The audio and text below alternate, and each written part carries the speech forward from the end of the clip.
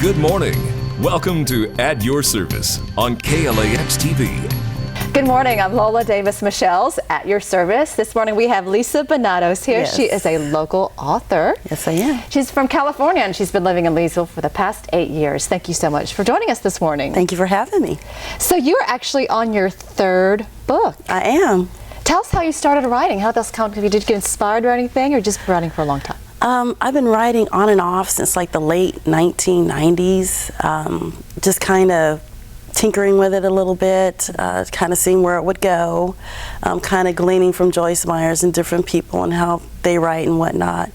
And so the Lord just started giving me some things sitting at a stoplight or different places, and I would just tear off a napkin or a paper bag back in those days, and I would just write down different paragraphs and sentences and different things, and after a while it would just it would make sense. It would be chronological, and it'd be pages, and then it turned into a book, and I'm like, wow, this is really something.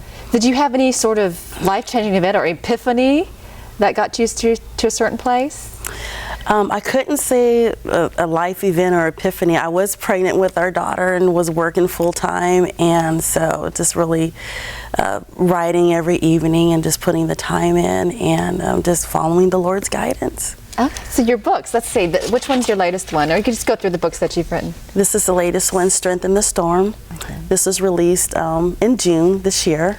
Okay. And Parenting with a Purpose was released 2010.